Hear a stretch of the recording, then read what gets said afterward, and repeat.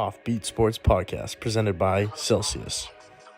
It's been a tale of two seasons for the Boston Celtics. I probably aged about 10 years just from that series. I'd probably compare myself to just a younger, smarter, more handsome, stronger Michael Jordan. Let's go Celtics. Go Patriots. These are guys who, when you give them a bowl of Cheerios in the morning, they finish every last drop of milk. Absolute clown over here. I'm ready when you are, baby. All right, everybody. Welcome back to the OffBeat Sports Podcast. Today we are back. We got Harry, Aiden, and Casper. Wherever he is. Oh, there he is. We're back.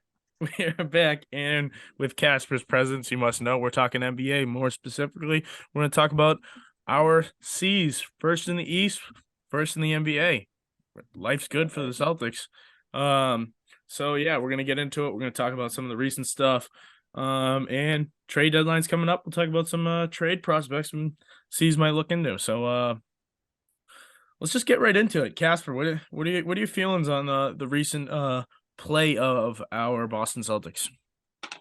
I'm still skeptical. I love them because they're playing well, but I don't know. The shot selection is pretty bad still.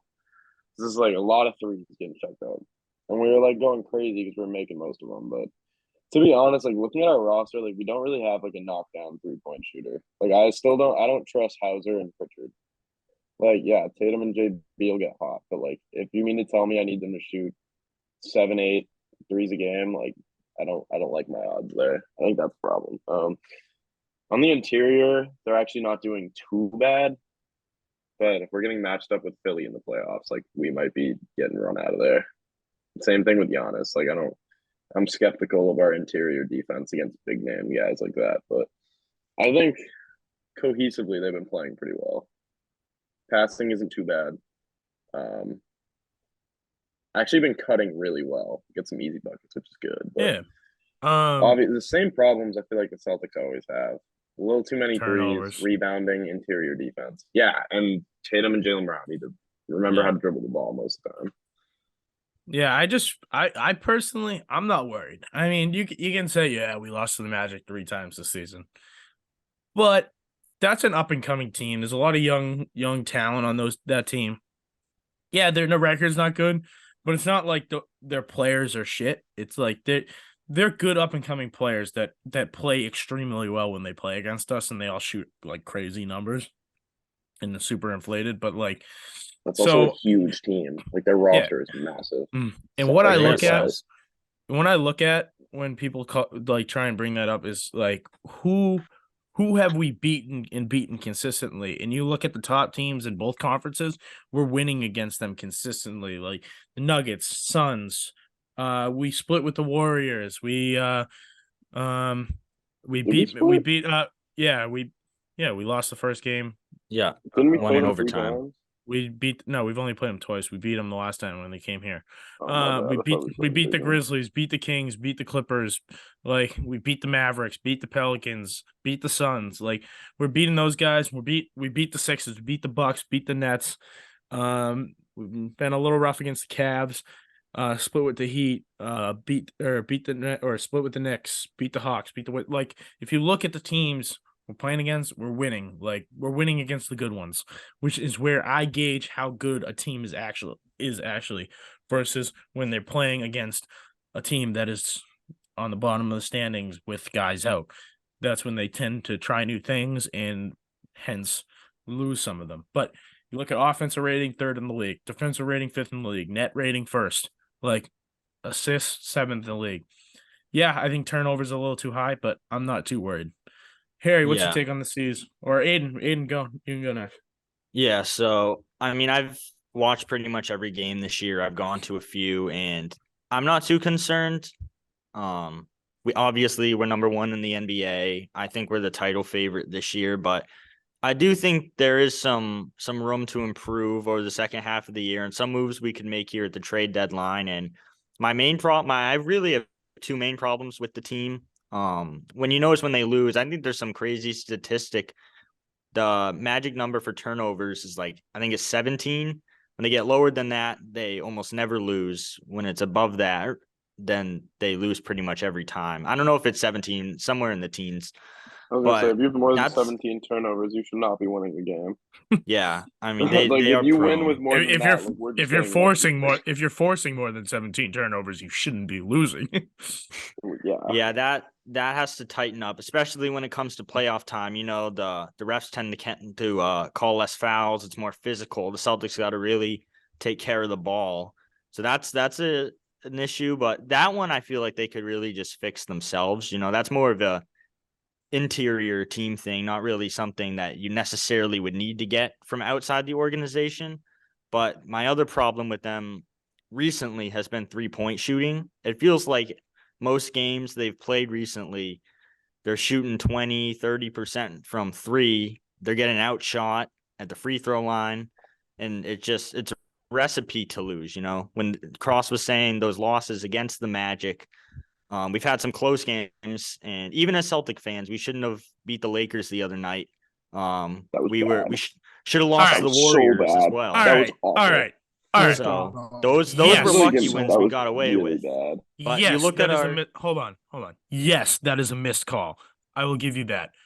When have they ever called something that soft at the end of a game?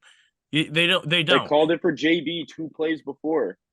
Okay. Like the same No, I mean thing. like on the final play. They very rarely call that. That It doesn't has to be. matter. That wasn't a soft It has to be foul. We blatant. hacked well, the shit out of remember him. has that to be Tatum blatant. dunk against That the was Cavs blatant. earlier in the year? That was How a was that foul not that didn't blatant? get called.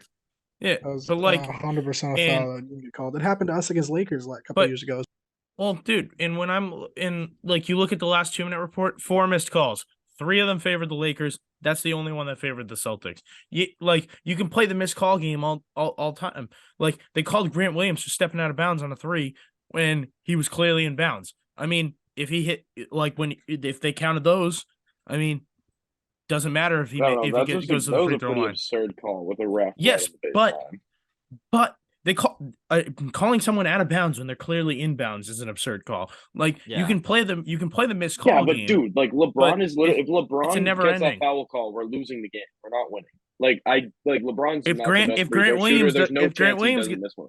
If Grant Williams gets that call, we win with the free throws or not. Like you can play the missed call. Well, I game, mean, at the but end of the day, it's just a path you can't go down. Yeah, that's a really tough call. Like, yeah, he fouled him, but they had a chance. Overtime. They Like, did have overtime. That's fair. Yeah, That is like true. it's not like But it's not that's like they such a big lost the game momentum on that killer, call. though. It's not like they lost the game on that call. They Yeah, still but like you can say that you lose that game, like you're losing all your momentum there. Like I know like there's missed calls everywhere, but like the fact that LeBron's going up for a layup and gets hacked and doesn't get that call, that's gonna drain your team. That would be the same thing if it happened to one of us. Like, we would be fucking pissed going into overtime. You know what I mean? all right. But Yeah. like, So I'm you're not saying also it wasn't a foul. I'm not saying it wasn't a foul. yeah, my point on that though was all right, hold on. I'm not. that- I'm not. All right, here we go. Sorry, I'm pulling something up while you're going. yeah. Sorry. It's been a minute since I'm not saying it wasn't a foul, right? But like, at the end of the day, dude, fingertips, not fingers. I wouldn't say fingertips, but fingers on the forearm. You're LeBron James going up for a left-handed layup. I know right that's next to kind the of basket. surprising You that he make that. didn't finish that. You make that. Watch it again. It's fingers. But It's not like he just Harry, palmed his forearm. It's Harry, you fingers on don't the see forearm. that You make that shot. video. I'm not saying You it don't wasn't a foul. No, but I'm saying like you don't see that video and you think, oh, LeBron just missed that layup that bad. Like you think Right. LeBron's smoking a layup like that, like Well- with the game on the line. I feel like that's something like you have to think of too. Like he must have Even- got hit somewhere. Like I know you can't No, make it a is. call It is. based on that, but like if a call's missed, like you can be like, well, why did he miss it so bad? Replay. Oh yeah, okay. Yeah. That's my There's thinking. hundreds. No, there's, I'm not like, saying there's, like- it's not like you could probably count at least 30 missed calls in an NBA game. Yeah, that's Oh, unfortunate that absolutely. happened. But I want to I'm trying to look at where what was this? They were up 11 on us. Well, here's 13. here's the How- here's the thing. Why right, don't we look so- at that? How do you blow a 13-point lead? Well, yeah, they did blow that lead, but also if you remember, with 10 seconds left, they were up. What were they up? They were up 2. Patrick Beverly gets fouled. He misses a free throw, or if he had made it, because he went 1 for 2 from the line, they would have been up 4. That Jaylen Brown foul probably wouldn't have mattered. They still would have had the lead. So at the end of the day, they did give us that game by making boneless or what do you call it? Boneheaded plays. I mean, we were lucky to get back into that, but I mean that kind of distracts everybody from the main problem in that, which was we could not hit a shot in that game. We barely crossed 100 points by the end of the fourth quarter. You're not. So that I think is definitely something that we could fix at the trade deadline. There's plenty of good shooters that we could take a look on. Even just like a 3-point shooting wing could be helpful. There's a lot of different guys, which I'm sure we'll discuss later in this episode. All right, they were up 13 with 4 minutes ever left. Since that is inexcusable. I think you blew a 13-point lead in 4 minutes. You can't. That's bullshit. If you want to try and blame it on one play, but again, missed call. But I'm not like. I don't think you could play that but at game. the end of the day, dude, it's like you're playing to win. I think like, it doesn't matter what happens. You want to win the game. Yeah. Like, which they still had a chance in overtime. To be fair, hold on. I feel like we've all Harry, you're cutting in and out. Hold on. Beating the horse with a bat for a Harry, while restart. now on this one. Harry. It's telling me your internet connection. It's just told me your internet connection is unstable. All right, Harry, we'll come back to you in a but sec. I think we just beat the this dude is horse underwater with a bat for a while there.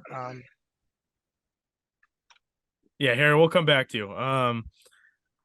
So I just want to I'll give you my concerns. I just think turnover. Oh, Harry's gone. So yeah. He'll come back. All right, he'll be back. With all us clear sounding people. But my main concern is turnovers. I mean, I'm not worried about the shooting. The shooting will come. It's all in the matter of a season. Do you trust our shooters though in the playoffs Yes. to make those? You do trust. You do trust them? I don't at all. I do. I'm not really worried about but there's so many ways we can score. It's not just shooting. Especially with Rob Will back, he completely adds a whole nother dimension. Oh, I agree fully. I just think that the way we've been losing games recently, I mean, it's not like we just lost a game here or there where we haven't been able to shoot. It's been a trend for the last 2 months, which we are leads you to believe. We are 7-3 in our last 10 games. We were on a 9-game winning streak before the 3-game losing streak. There hasn't been a consistent where we go on an 8-game losing streak. It's been a couple games here and there. We're still winning games. What was our record in I'm trying to find our record. Oh yeah, I'm not saying I'm not saying tear the team up, get this big star. I'm just saying with fine tuning, trade everybody. We could. Yeah, we don't need to do that. Just fine tuning, get a player here or there. That I don't disagree. I think there's definitely there's definitely ways to improve. All right, we were 4-2 in October, 14-2 in November, 8-6 in December. Isn't that bad? 10-5 in January. That none of December, yeah, is a little drop off, but none of those scream oh, there's a huge problem with this team. November was absurd, which is probably why we get a little bit greedy, with how they're playing now. It's just they were playing so crazy in November. So, oh, Harry's back. Let's see what we're working with Harry. But continuing my thought, I think we just there are ways to improve, yes, but are you willing to take a chance at mixing up any kind of chemistry the team's built in this successful stretch by kind of getting rid of a piece and also adding one? That's why we did it last year. I know, but that team had numerous flaws. Yeah, but to be fair, Josh Richardson was really good on our team. Yeah, and obviously, and I still think keeping him would have helped a ton. But well, I mean, we got Derek White for him, right? Yeah, and Derek White's been fantastic on both sides of the ball. That was probably worth it. All right, Harry, we'll let you. I think the biggest difference. Am I good now? Because I'm literally cabled into my computer. Yeah, you're video's bad, audio's good. So just go for it. That works for me. I think the biggest difference between this year and last year is our role players, like our bench players. Okay, internet connection is unstable. Can you still hear me? Great. Yeah, your audio's I good. think the biggest part about last year. Okay, I think the biggest difference between last year and this year is our role players, bench players, like our sixth, seventh, eighth, were playing very good compared to the pace they are now. You know what I mean? Like, because they would keep up with the starting five we threw out there, and they'd come in and they'd hit shots, and they would be consistent. I think that's where we've fallen off. I think that's why Peyton Pritchard's kind of like looking forward to new seas. Because if you saw him in an interview lately, he said he was talking about life after the Celtics. He's like, well, after I'm done here, I'd want to do this. So I think them kind of missing their shots, them not being on the same wavelength they were last year, even though the team's doing well, is kind of beating them down inside, where it's like kind of affecting how they're getting in their rotation, like kind of affecting their mentality. Because I mean, at the end of the day, if your mentality's off but your game's still good, you're not gonna play well. If your mentality's not there, where you're like, oh yeah, I'm the shit, you're not gonna go out there and be the shit. You understand? Like Well, my Grant thing with Will last Pritchard- year turned it up like crazy because he was just Yeah, well, my thing with Pritchard is like my concern is, or not even a concern, is just he lost his role due to there just being too many guards. There's just too many guards. There's not enough playing time to go around, and he stepped up great in the moments where people got hurt, which is his job. And I mean, great depth piece to have, going into the playoffs if anyone gets injured. So I don't think you should trade him. I think you got to keep him. If he goes next year, he goes. That's fine. Good luck to him. But if you're really wanting to win a championship right now, there's no sense in trading him. Because if you trade him, say, for Jakob Pertl, which is some of the talks, if you obviously there might be some other pieces in there, but if you make that trade, yes, you add another big man, which is good because we need a big man. So if Rob or Al get hurt or need rest, that's a good addition. But then also you're screwing yourself on the guard side. Then you're going to be in the same place on the guard side that you are on the big man side right now. So I think keeping Pritchard for the playoffs is a good idea. I don't agree with that. I don't agree with that. It's not really a point. I think we're pretty heavy set on the guard side, right? Yeah, but Pritchard doesn't really need I don't know that role. I don't know if I trust That's where I Pritchard disagree. facilitating our offense. I didn't say point guard. I said guard. Me neither. And no, but I'm saying Pritchard's even then, Pritchard's playing one of the hardest roles to play in the NBA. He's purely coming in to be a shooter. He's an undersized shooter. If he's working his ass off though. He's an insanely good offensive rebounder. He works his ass off on the defensive side. My thing is with him on the Celtics, they're both great rebounders. Don't get. But you're killing your depth if you get rid of him. There's no sense in getting rid of him. There really isn't. You can get Pertl without giving up Pritchard. What is Pritchard's ceiling though, dude? He's really inconsistent, and he's not gonna I don't know. I feel like a Pertl. You're not gonna rely on Pritchard. He's a depth piece. So if somebody gets hurt, he can step up. Because if he's not here, then the next man up is JD Davidson. Is that really who you want getting in a game in the playoffs if somebody's hurt? I mean, no, but in the playoffs, Pritchard's not even going to be bringing the ball up. No, but that's not the point. In that sense, why don't you just put Hauser Say Smart gets hurt in the playoffs. We got Brogdon and White, but because we play without a lot of backup shooting guards, where Brown is our starting shooting guard, but then Brogdon and Smart and White all rotate into all the guard positions. Then we're screwing ourselves if one of those our point guards gets hurt, because then we don't have a backup shooting guard. That's where Pritchard steps in, and he can give you good minutes if one of those other guards gets hurt. And I think that's a great depth piece to have in this second half stretch of the season, where you want to hold that one seed. Guys may be coming in and out, but he's a guy you can rely on to give you some good minutes here and there when you need him. And that's why I'm saying keep him, get Pertl, and then you have the depth in both the big man position and the guards. So you're not sacrificing But one for the other. cross. Where I think you're losing it here, though, is because think about it. If we keep Pritchard, how do we get Pirtle? And even then, the only No, reason but why I think we should still I'm keep seeing a Pritchard lot of is stuff. if we I'm commit seeing a to lot of small ball. no. But what I'm do you seeing want Pritchard for? Do you want him to like be? What do you? I want him depth. When you're saying he's gonna go in though, like what is he gonna do?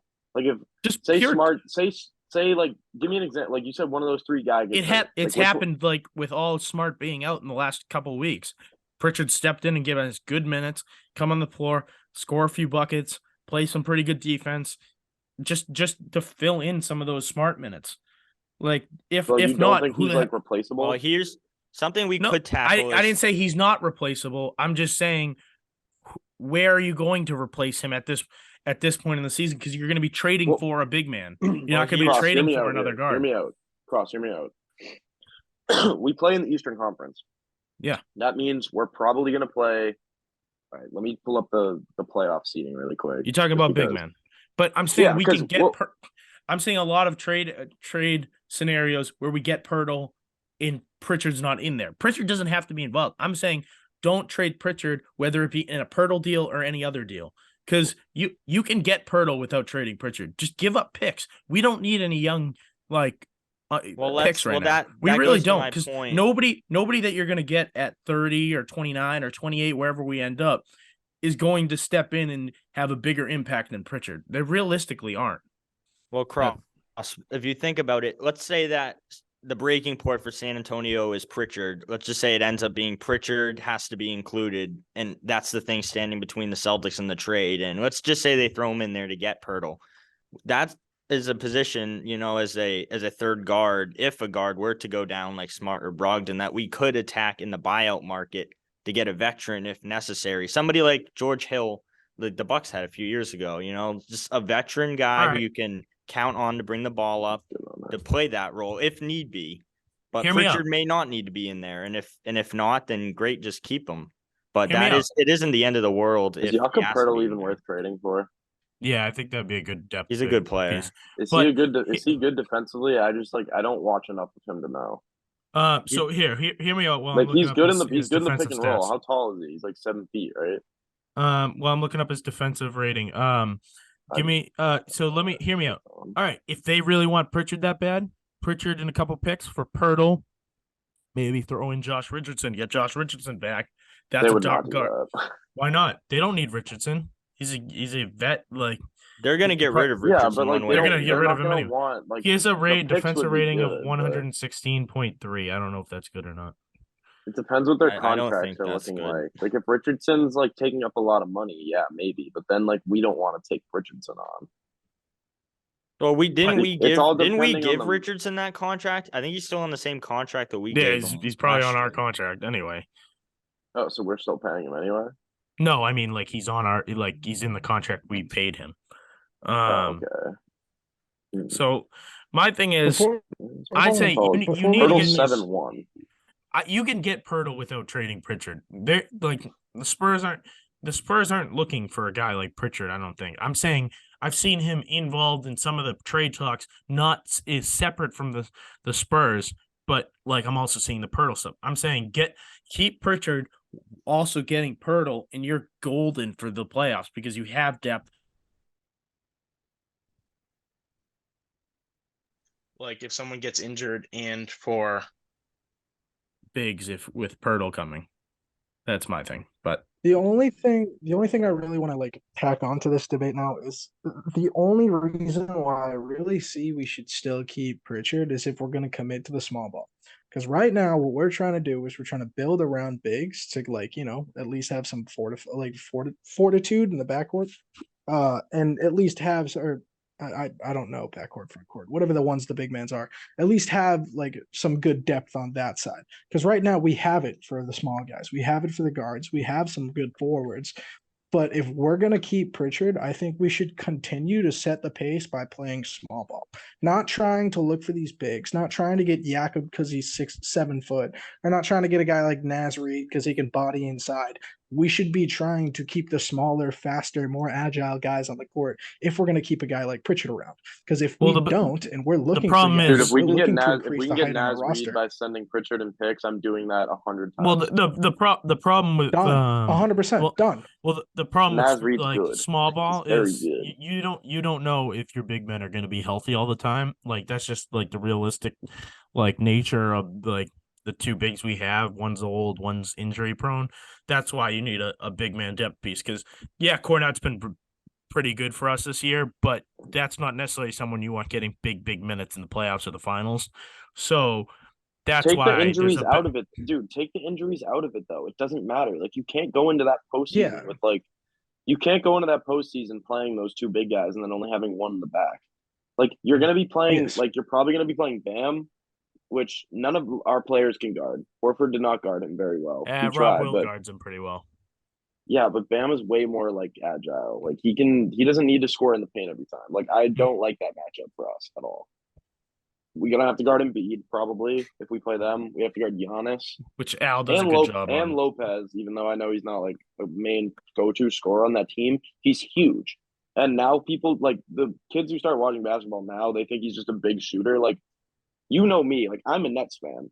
He was the only guy I'd watched for a while. Like I know he's good in the low post, and he is very efficient in the paint. Like those are we got to go against trees, dude. The Eastern Yeah, Conference that's why I size-wise, said top there's to a bottom is benefit. huge.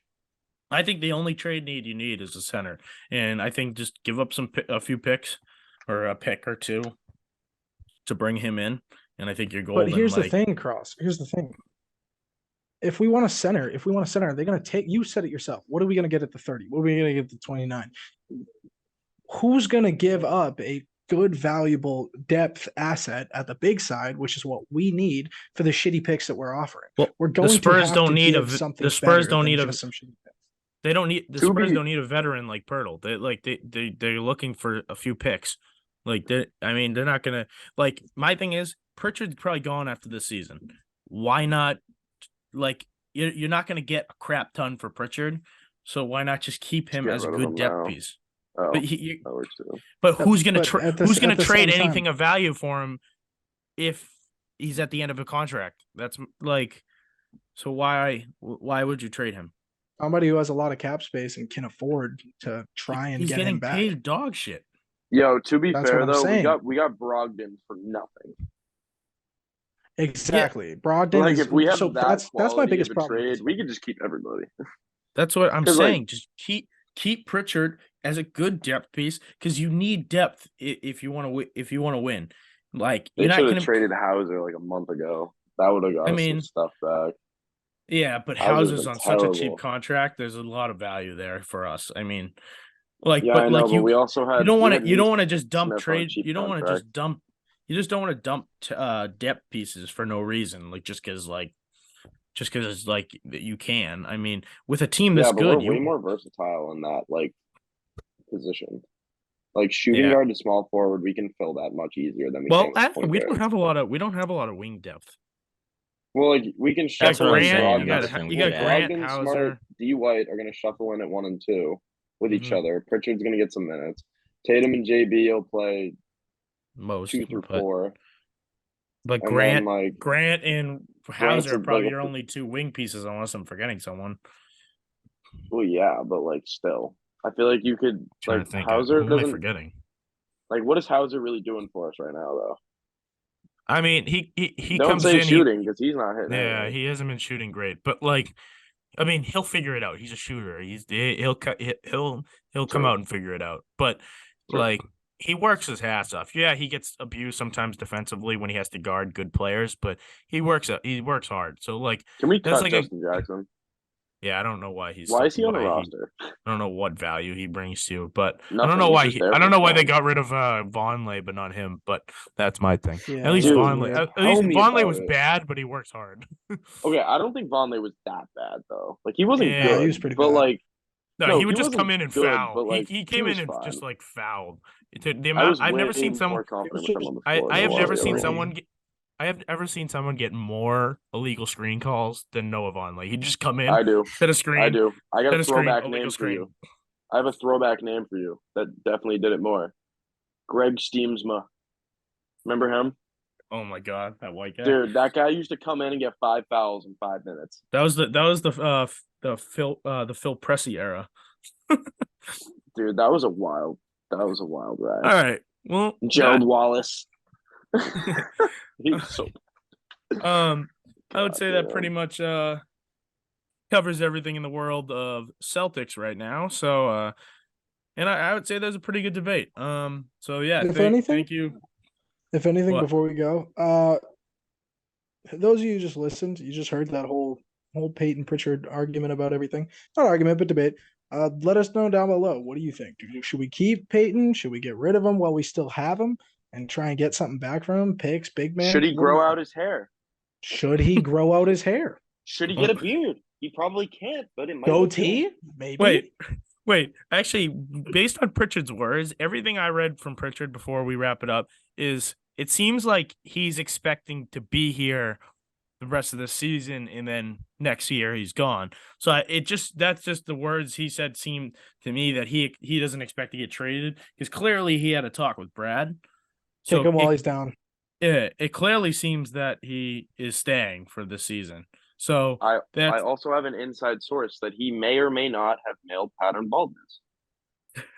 And the inside source is me, because he is bald as hell. Yeah, did you know his sister plays Division I basketball? I had heard something about that. Yeah. No idea. I was hoping to get her on the podcast. I sent a few. Dude, Juancho Hernangomez's little sister is the starting center at my school. Oh, really? Did you know? Yeah. Let's get her on. Get her on. I haven't talked to her in a while. I can ask. Let's get her on. That'd be a fun episode. Is she tall as hell? I feel like she's got to be tall. She's like 6'5". That's pretty tall for a girl. So like I've been to some of the girls' practices because they're like practice players. She caught the ball in the post, did one back down, and almost put me on the floor. Like I got humbled so bad. I used to do to you. Smoked the layup. Though, well, you know but I was like, damn. Like I used to do to you. She is the sister of Bo Cruz. So are we surprised? Fair. All right. Well, that pretty much wraps it all up. Shout out Juancho. He's still in the league. He's hooping right now. Not really, but he's in Toronto. No, not really. But we love him. All right. Well, thanks, Harry, Aiden, and David for joining me on the show. Go green, baby. Love seeing the Celtics win. So we got the Nets on Wednesday. So should be good. Let's get it. Celtics Grizzlies finals. And as always, fuck Kyrie. We'll see you next time on OffBeat Sports. Call them all Texans.